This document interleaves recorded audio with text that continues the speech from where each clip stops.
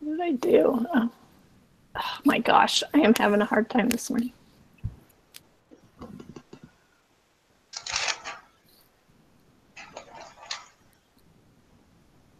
All right, let me know when you guys get to number 3. Okay, I'm there. I'm there. Okay. I'm there. All right, so the symbol for the true population proportion is which of the following? P with the squiggly, P hat, and P. I think it's P. Yeah. Just regular P. Okay, for the next 2 questions, suppose that n equals 100, P equals 0.25, and P hat equals 0.10. The requirements for constructing a confidence interval are satisfied. Yes. Jeannie, you're so quick to just see that.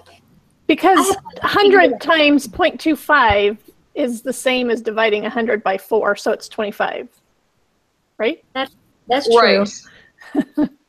But how'd you do the second one so fast? Well, it doesn't matter on the second one, because the first one is the smallest number. Oh, that's true. That is true. Unless P is quite large, but yeah, the other one you just multiply 100 by 0.75. Okay. Okay, so it's true. So the requirements for constructing a confidence interval are satisfied. True. The requirements for conducting a hypothesis test are satisfied. Well, we don't know about that because we don't know if it's taken from an SRS. Right. How do we know if it's a simple random sample or not? But other than that, they are, because it's the same thing, right? Yeah, I thought that Yeah, it's SRS, and then the n times P has to be greater than or equal to 10. Mm-hmm. I would say it's true. And then it also, I mean, we have P hat, and that's part of the numerical requirements or whatever. So I would assume that it's true. Well, and it is quite large. Well, yeah, but that doesn't matter with the SRS. But yeah, I'd say it's true. Okay. does it. So, for the hypothesis test, if the n is large enough, doesn't that does it matter if it's a simple random sample, or if n is over 30, wouldn't that fit under the central limit theorem and make it valid? Well, that would have to do with the way that the shape of the, you're right. You're right. Simple, but not the SRS. Because if everything's taken from one particular subunit of the group, then okay. Sure.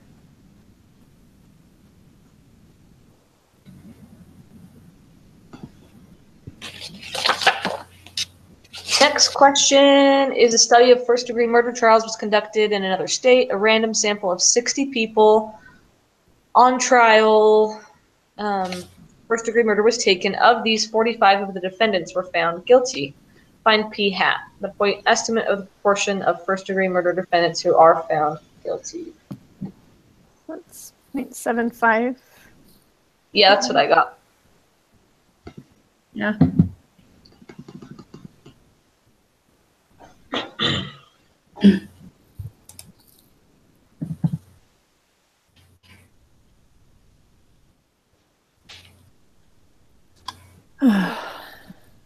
Kate, create a 95% confidence interval for the true proportion of first-degree murder trials.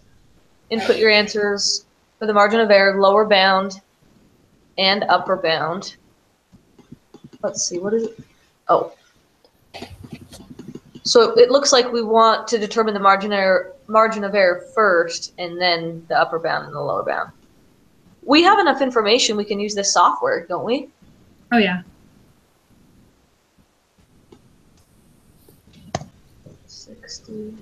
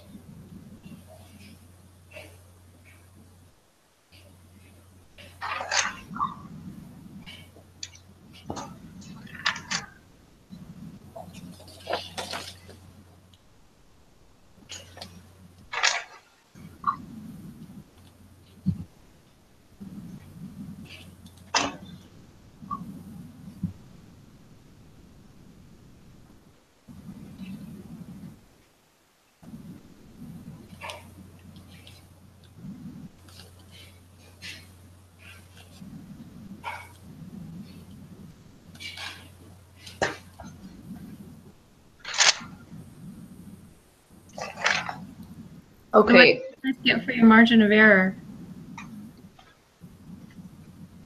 Why am I? I got I have- 0.07.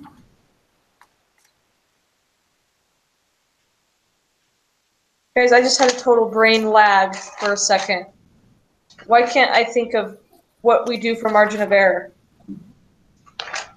Take half of the spread of the confidence interval, don't you? That's right. Thank you. Oh, I was running a total blank. So we do.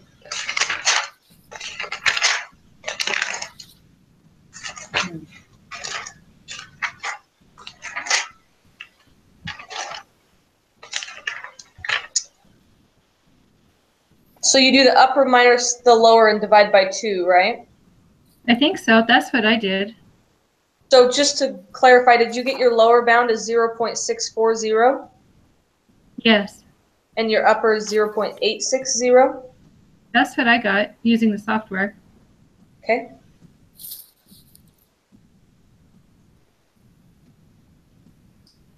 And then was your margin of error 0.11? That's what I got. Did you guys all get those same numbers? No, I haven't. I can't. Hang on. Well, I thought we had an equation for the margin of error, but I probably did it wrong. I thought so too. So that's what I. Where you take the, Yeah. yeah, that's what I was using too. What's Yeah, the because equation that you guys are using for margin of error? the z-score times square Yeah. root p times 1 minus p divided by n. Yeah. That's what I was trying. That's what I was trying to do, but the other That's way is what a I little was trying to easier. do too. Divided by 60 square root. Equals, Right. so I get 0.0242 and then 1.96. But what do you put for your null hypothesis on that? You don't, so the null won't change the confidence interval. Okay, but it changes So- the z-score. Right, but we just need the I think we just need the confidence interval, and then, I mean, I was kind of in line with the whole take the upper minus the lower and dividing it by 2. But but that makes sense to me because I couldn't find an equation for margin of error in the last 2 lessons. Let's see. If you, Yeah, the equation for the margin of error is z number 3. is the z-score divided by 2m squared, right? Is what? Z-score times the square root of p times 1 minus p over n. But we don't know what p is in this, do we? Yeah, Yeah, they do give us P. p. They Is give it- us NP and P hat.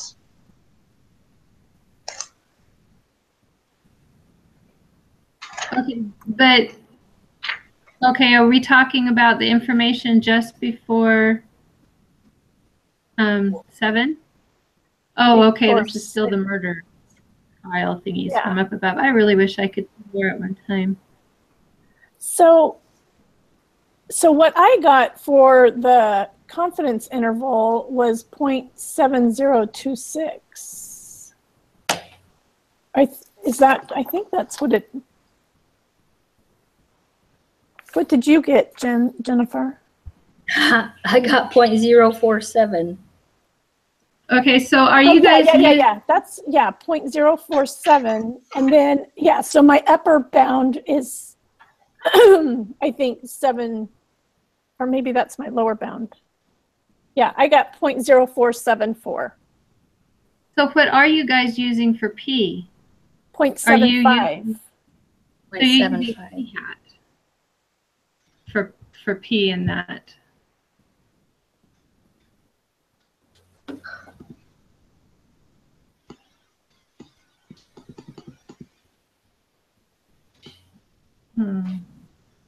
So I do 1.976 times 0.75 times 0.25 divided by 60 square roots.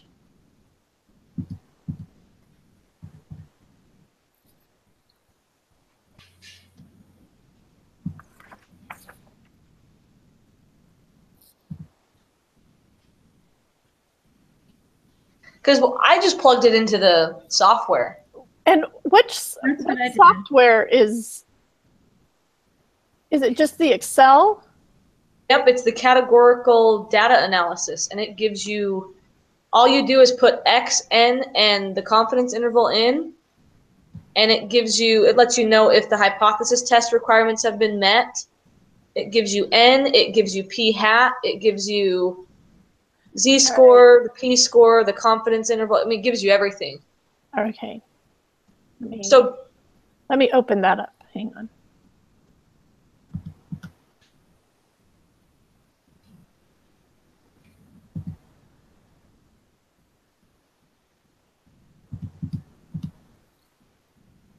Okay, I still got, when I did the math for the margin of error, I still got 1.10. Okay. I mean 0.10 for the for M. times 0.25 Okay. divided by 60. If you guys are using 0.75, Yeah, I get, now I did it Yeah. again, and I got 0.109, so 0.11. 0.110, yeah. Mhm. Okay. I did it again too. That's funny Yeah. how we got the same answer and then the same. Yeah. Okay. Okay, so I just want to look at, so we're doing one proportion. So doing it either way seems to work then. Mm-hmm. We Yeah. get Although one way is a lot simpler. Yeah, this way is much easier. yeah, it is. So X Okay, so- is 60. So just to clarify, the formula for confidence intervals is P hat plus or minus the Z with the Z star, the level of confidence, and then the square root of P hat times 1 minus P hat divided by N, right? Yes. And the margin of error is the second portion of that, right? The Z times the square root of P hat That part? Yeah. Mm-hmm. Okay. That makes sense.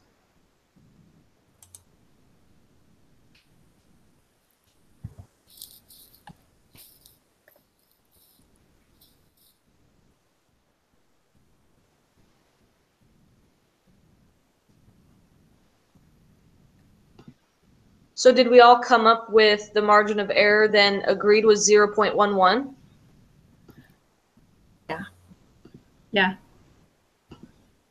So when you're using this, I haven't used the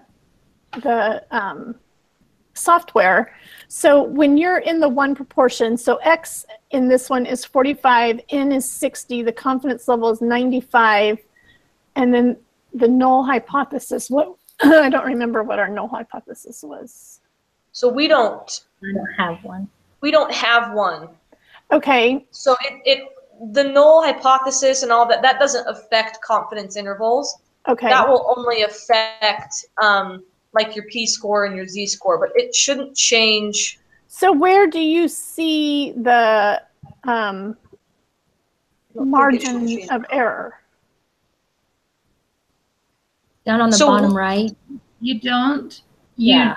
You figure the margin of Oh. error out by By, subtracting okay, higher okay, confidence okay, interval. And then dividing by 2. okay.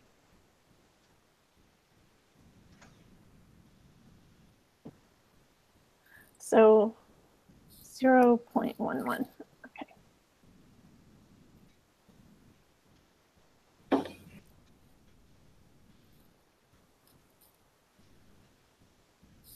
Oops.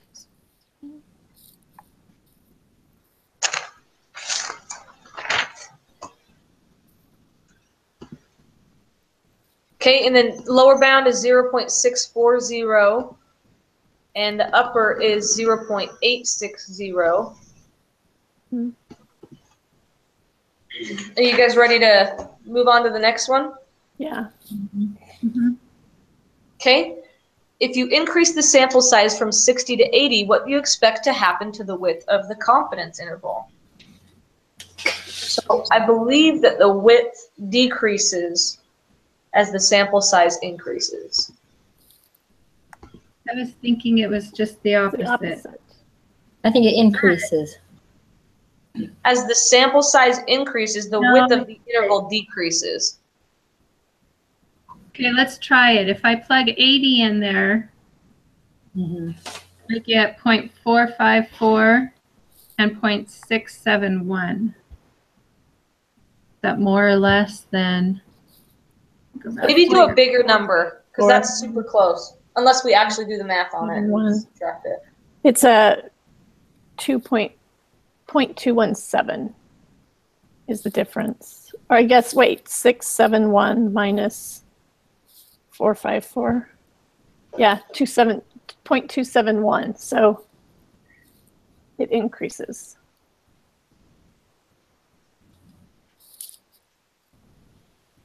I don't know about that one, guys. In my notes, I have a thing saying if you increase the sample size, then your margin of error, which would also be your confidence interval is connected with that, would go down. So when you do the math, it goes down. Oh, you know what? 0.671. I only changed. Well, if your sample Oh, yeah. size goes up and your okay, I changed the population, but I didn't change X. It didn't I say. changed N to X. Oh, So which were they When I- talking about? No, they're saying the sample size. So they're talking about N. If you change N from 60 to 80, what do you expect to happen to the width of the confidence interval? So the width will get more narrow. The width will decrease. it'll decrease. You'll have less of a margin of error because the more people you sample, the more accurate your information will be. I'm like 99. Yeah, it goes I'm like to 99%. 0.108. So we were at 0.11, right? And now we're at 0.108. But as we increase the samples, we expect X to change too, right?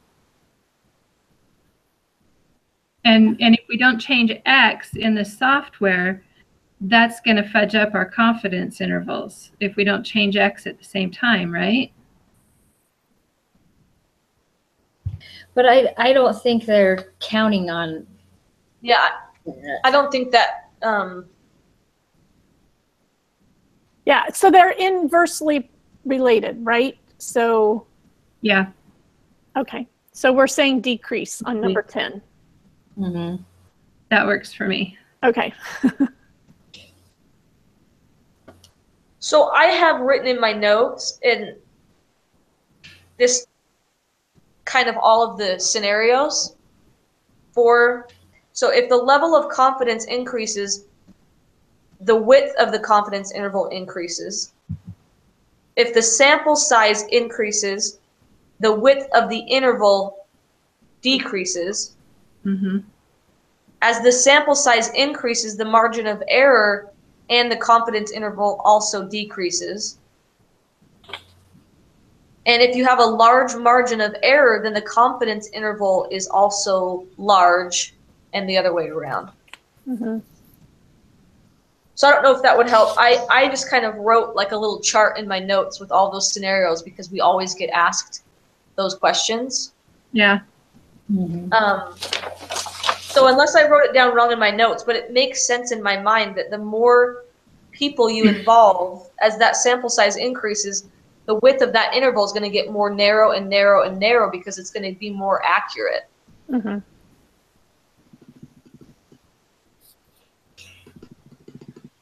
But, anyways. That makes Okay, sense. so we're going with decrease on 10. 11 is to conduct a hypothesis test for one proportion, two requirements must be met. Suppose P equals 1/2, what is the smallest N can be, and both requirements still be met? 10, right? Or 20. 20. Yeah.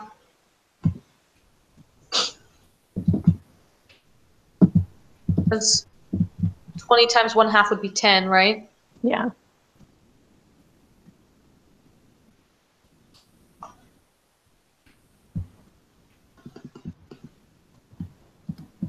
Okay, So- now P is 1/10. So N has to be 20.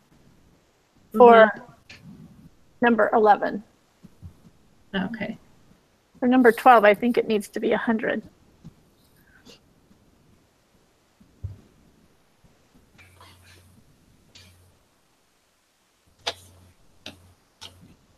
Yeah, I think. Oh,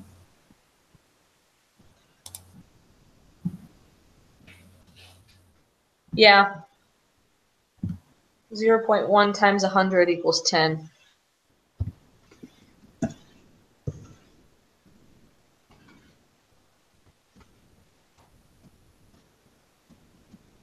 You guys agree with that one for 12?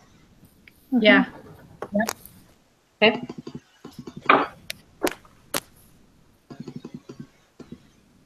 Use the following information for the next 6 questions. For the water quality study in the reading, 60% of the macroinvertebrate water quality indicators have historically been associated with good health. The researchers suspect that the water quality in the air has decreased.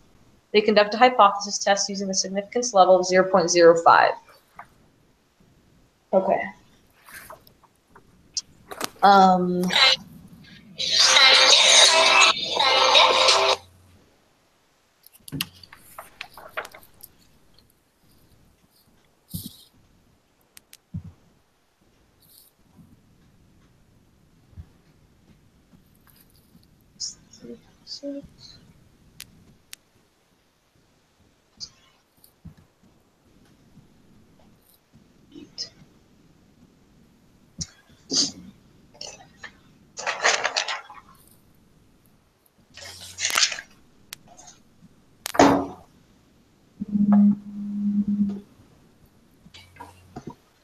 So what'd you guys get for 13? I'm putting Sorry, it just in right put it in now. the info. Was it a 95% confidence interval? Yes. Okay. Okay, so what's the question on 13? So it would be yes. Yeah. And the software will show that to you. Yeah. Or the requirements there. Love the software. Yes. I showed the software to my son and he said, that's cheating. He's like, we had to do that all by hand. Sorry. Did you guys get p hat is 0.475? Yes. Yeah. And the test statistic as, let's see, test statistic, is that the That would Z, be so negative 2.282? yeah. 282.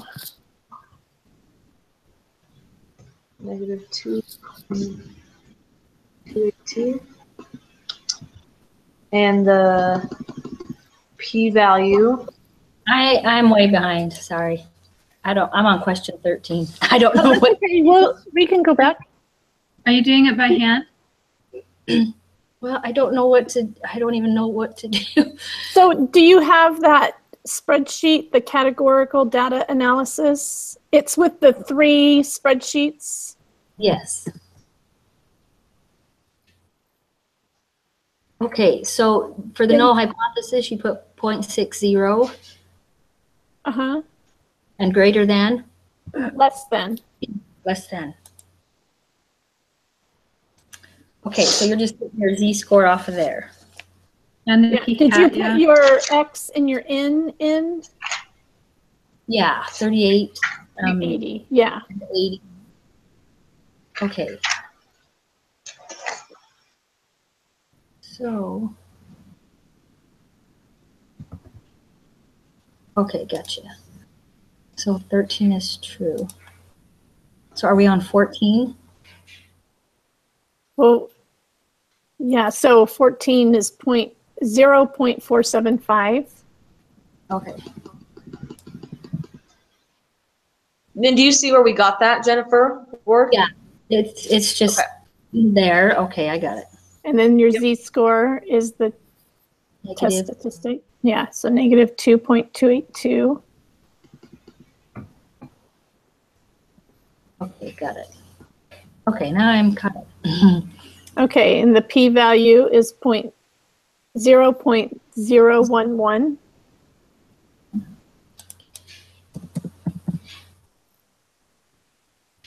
Okay. Got it. Okay, so then 17 will reject the null. Mm-hmm.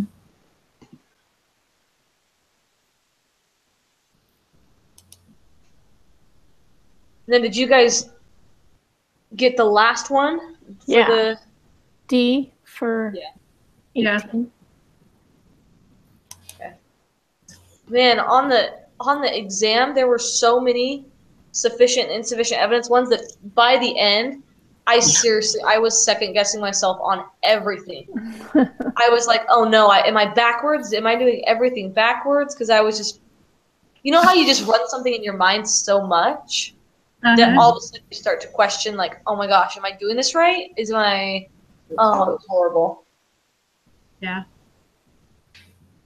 I was just confusing myself the more I read the questions and.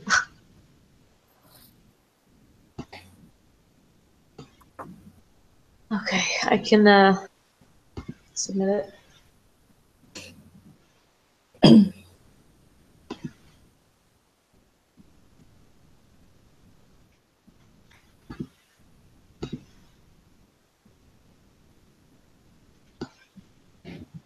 $19 out of 19. Awesome. 100%.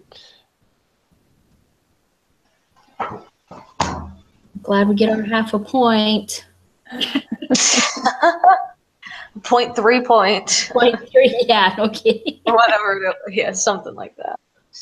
0.41 or something.